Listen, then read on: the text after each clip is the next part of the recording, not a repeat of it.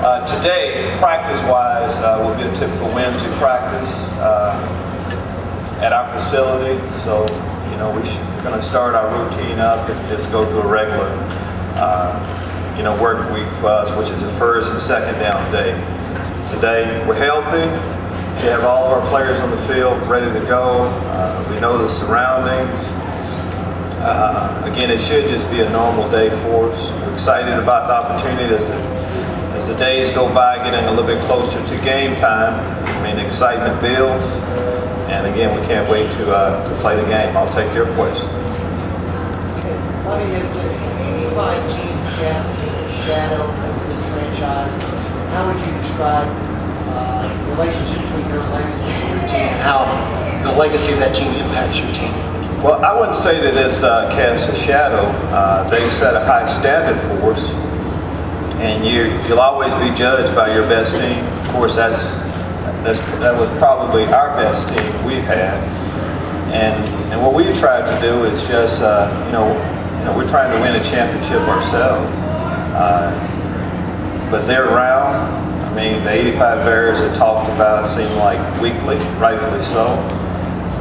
Chicago Bear fans are really into their football, and that's given them a sense of pride. But it's a new day. It's time for us to do something where those fans can talk about something else, and hopefully we can give that to them. Coach, what's it like to share this with someone who not only helped you into the league 11 years ago, but someone you've remained close with in Tony Dungy? It's a good feeling to be in the same game with the coach. Coached by Tony. Being an NFC team and they're on the AFC side, you can pull for them each week, which I've done. But now we're here, that's out of the way, and it's about one team being crowned champion, and hopefully they can crown us. Right here, Coach. Hey, Coach. You've had games this season where Rex might have struggled, you stayed with him, you won the game.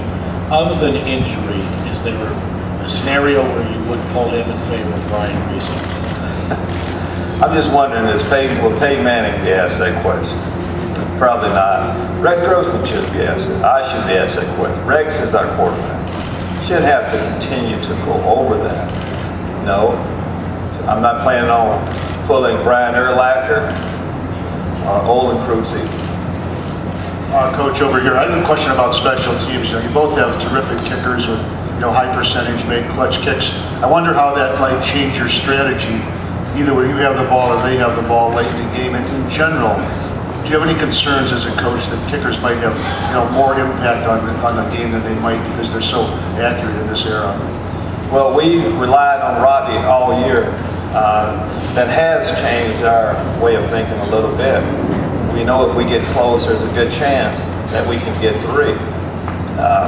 Looking at it from their point of view, though, I don't know if I've been in a game. We've been in a game this year where, we've played against a kicker that's just as good as Robbie. So there'll be a little strategy involved in that, but our mindset has been set up for that already, to rely on Robbie to, once we get close, we'll take a chance on some longer field goals, and also relying on Robbie to, pin them down with his kickoffs. He's done a great job with that also.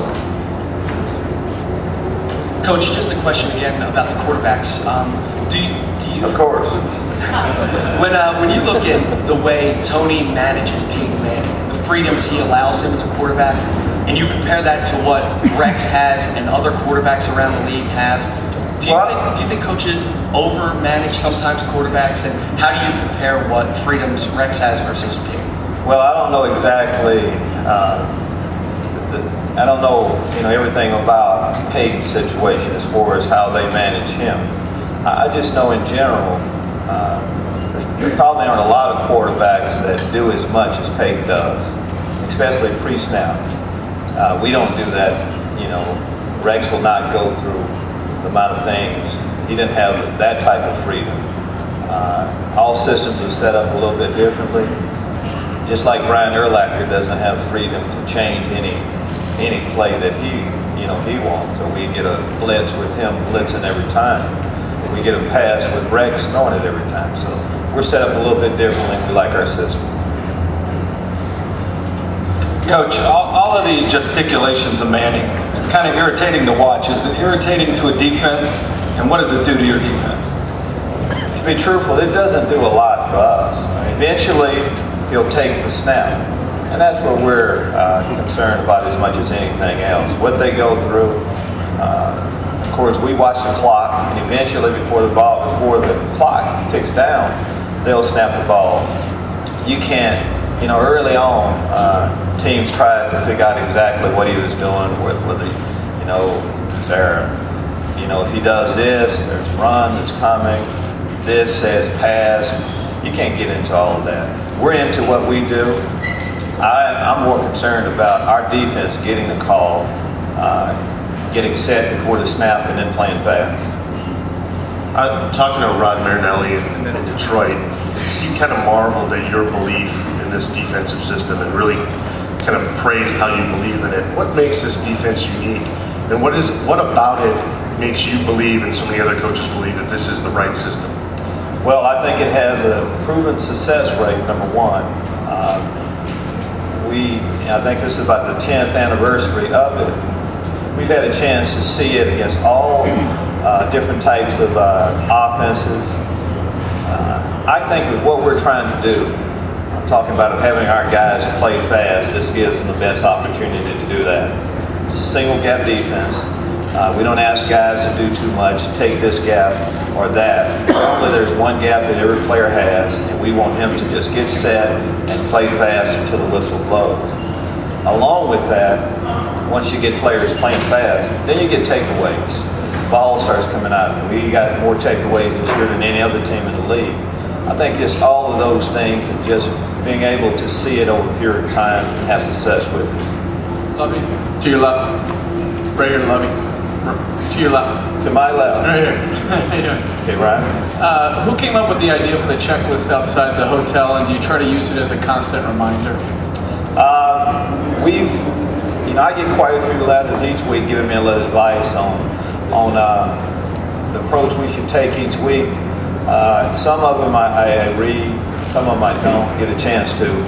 Evidently there was a fan that decided, instead of wondering whether we would get the message, they camped it out, right down Football Drive going into Hallis Hall. And I don't know how the sign ended up here, but we won a game, so evidently that person thinks that's the reason why we won it. To answer your question, we didn't bring it. I don't know exactly who brought it, but I do want the team to play angry, play hard each down, so we'll try to keep that thing going.